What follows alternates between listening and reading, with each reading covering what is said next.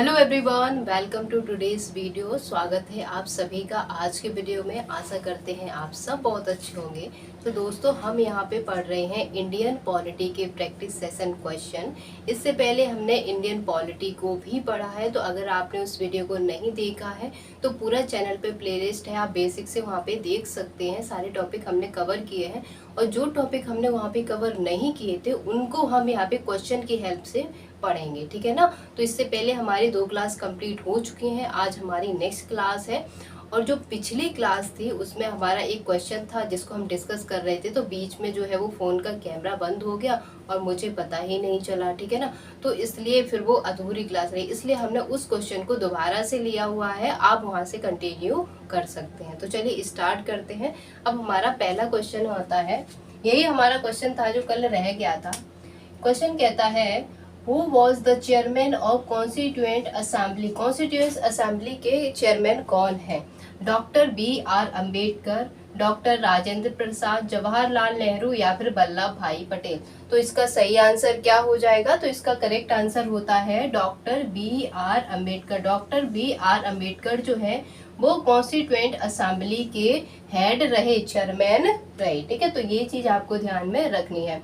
अब देखिए, constituent assembly, constitution को बनाने के लिए कई सारी असेंबली बनाई गई थी, कई सारी कमेटी बनाई गई थी। तो जब कोई कमेटी बनाई गई है तो वहाँ पे उनके हेड भी बनाए जाएंगे। तो कई सारे लोगों को अलग अलग कमिटीज का हेड बनाया गया था, जो कि अक्सर आपके एग्जाम में पूछ लिया जाता है। तो हम इसी को बेसिस लेके हम यहाँ पे डिस्कस करेंगे कि यहाँ पे जो भी हमारे ऑप्शन दिए गए हैं उनको हम देखते हैं। तो अगर हम बात करते हैं डॉक्टर राजेंद्र प्रसाद की, डॉक्टर राजेंद्र प्रसाद की बात करें तो ये कौन सी कमेटी को इन्होंने हेड किया था, ठीक है। तो क्या हो जाएगा, एक कमेटी थी जिसका नाम था स्टीयरिंग कमेटी। क्या हो जाएगा, एक कमेटी थी जिसका नाम था स्टीयरिंग कमेटी। तो स्टीयरिंग कमेटी को जो हेड किया था वो किसने किया था?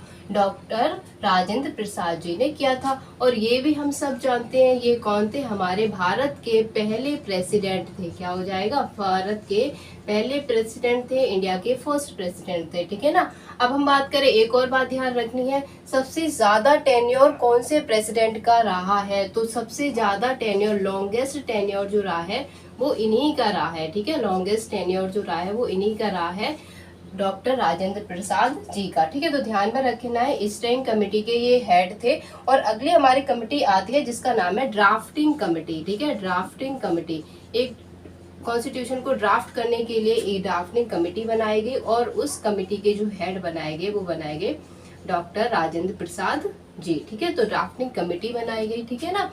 तो ये सारी बातें इनके बारे में आपको ध्यान में रखनी है, ठीक है। अब आगे हम बात करते हैं जवाहरलाल नेहरू की। तो जवाहरलाल नेहरू जी जो है वो, उनके बारे में अगर हम बात करें तो यहाँ पे कौन सी कमेटी के वो हेड रहे? तो एक थी फेडरल कॉन्स्टिट्यूशन कमेटी। क्या हो जाएगा, फेडरल कॉन्स्टिट्यूशन कमेटी, ठीक है। क्या हो जाएगा, फेडरल कॉन्स्टिट्यूशन कमेटी के हेड कौन थे? तो वो थे जवाहरलाल नेहरू। और एक आती है हमारे पास, इन्हीं वही हेड थे, क्या हो जाएगा, यूनियन पावर कमेटी। क्या हो जाएगा, union public committee. Union public committee के जो हेड थे वो भी कौन रहे? तो ये रहे थे जवाहरलाल नेहरू, ठीक है। तो इनके बारे में 2 कमेटी आपको ध्यान में रखनी है। अगला आता है वल्लभ भाई पटेल। तो ये देखिए इनके अंडर में कौन सी कमेटी आती है? तो यहाँ पे हम देखते हैं प्रोविंशियल, एक कमेटी का नाम है प्रोविंशियल कॉन्स्टिट्यूशन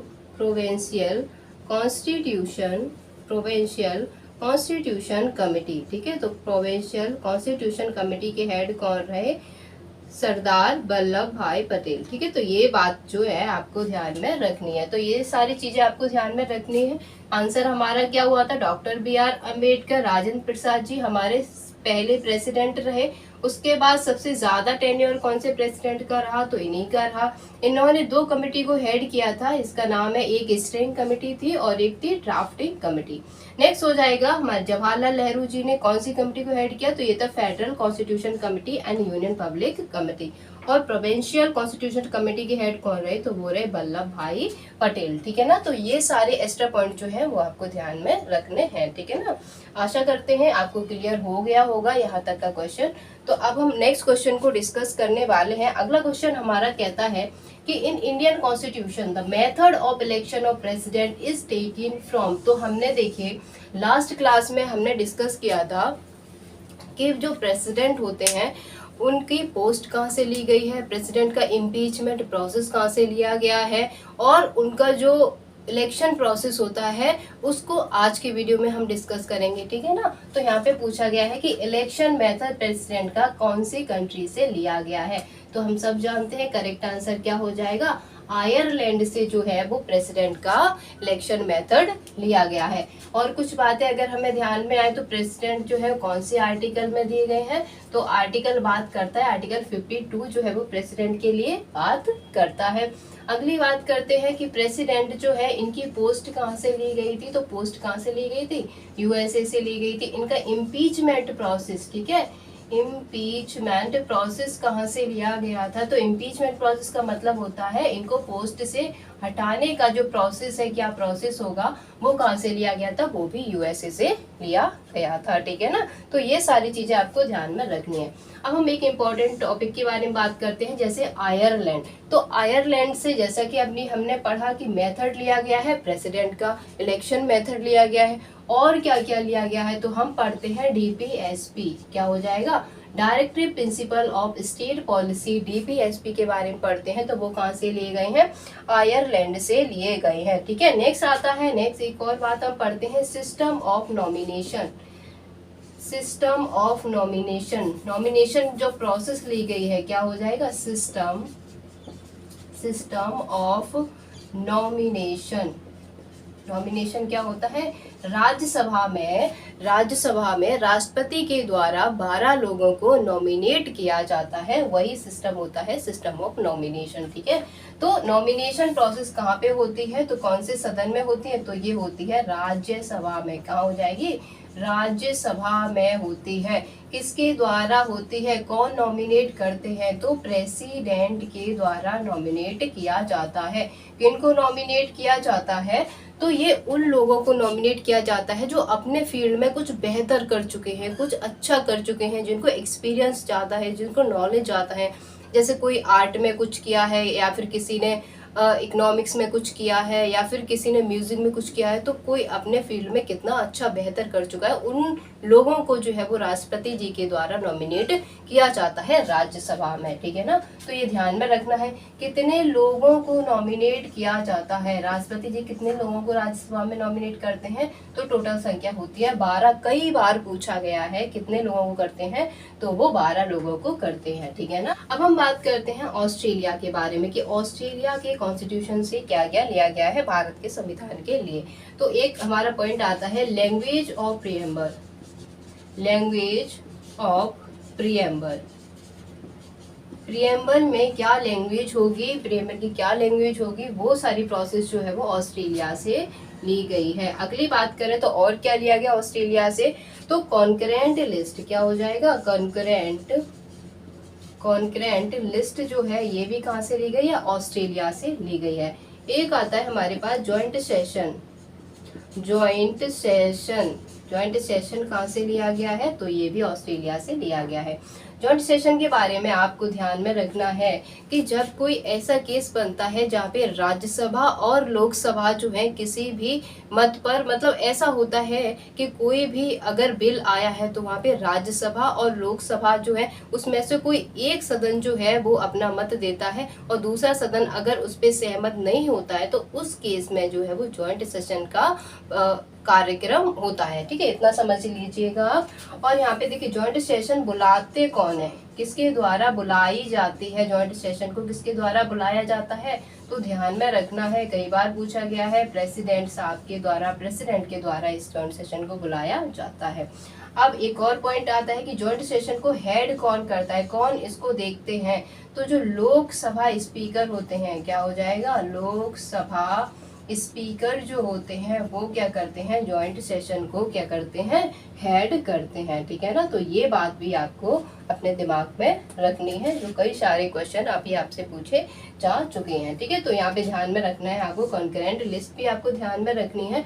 अब हम बात करें, अगर मैं आपको बताऊं कि कंकरेंट लिस्ट का मतलब क्या होता है, तो इसका मतलब होता है एक ऐसा विषय जिस पर राज्य सरकार और हमारी यूनियन गवर्नमेंट जो है, केंद्र सरकार, दोनों ही लॉ बना सकते हैं।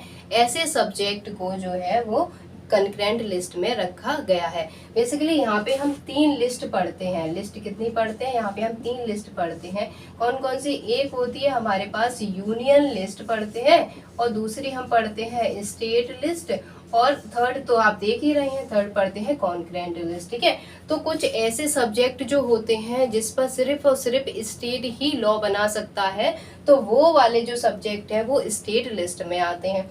कुछ ऐसे सब्जेक्ट भी होते हैं जिस पर यूनियन ही, मतलब केंद्र सरकार ही लॉ बना सकती है, ऐसे सब्जेक्ट जो आते हैं वो यूनियन लिस्ट में आते हैं। और कुछ ऐसे कॉमन सब्जेक्ट जो होते हैं जो किस में आते हैं कि यूनियन गवर्नमेंट जो है और स्टेट गवर्नमेंट जो है, दोनों ही गवर्नमेंट एक साथ मिलकर उस पर लॉ बना सकती हैं। तो ऐसे सब्जेक्ट को जो है वो कॉन्करेंट लिस्ट में रखा गया है। जैसे स्टेट लिस्ट की बात करते हैं तो जैसे पुलिस कहाँ पे होती है, राज्य में होती है, तो उस पर कौन लॉ बनाएगा, तो स्टेट गवर्नमेंट बनाएगी।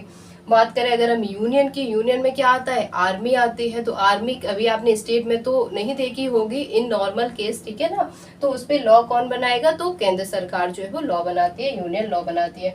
और अगर हम बात करते हैं मैरिज की, मैरिज एक ऐसा कॉन्सेप्ट है, मतलब कि वहाँ पे केंद्र सरकार और स्टेट गवर्नमेंट, ठीक है, स्टेट गवर्नमेंट और यूनियन गवर्नमेंट दोनों मिलकर ही लॉ बनाते हैं। तो ऐसी हम लिस्ट को हम क्या कहते हैं, कॉन्करेंट लिस्ट कहते हैं। और जो मैरिज है वो क्या है, एक सब्जेक्ट है, कौन सी लिस्ट का, कॉन्करेंट लिस्ट का, ठीक है ना। क्लियर हो गई होगी सारी चीजें, ठीक है। अब हम चलते हैं अपने अगले क्वेश्चन पर और वहां पे डिस्कस करने वाले हैं। नेक्स्ट क्वेश्चन है हमारा, Which of the following is not an element of state। देखिए अभी हमने क्वेश्चन को डिस्कस किया था, स्टेट के बारे में जाना था कि स्टेट के कौन कौन से एलिमेंट, मतलब मैंने आपको बताया था स्टेट के बारे में, एक पुलिस का एग्जांपल दिया था, ठीक है। तो जो पुलिस है वो क्या है, स्टेट का सब्जेक्ट है।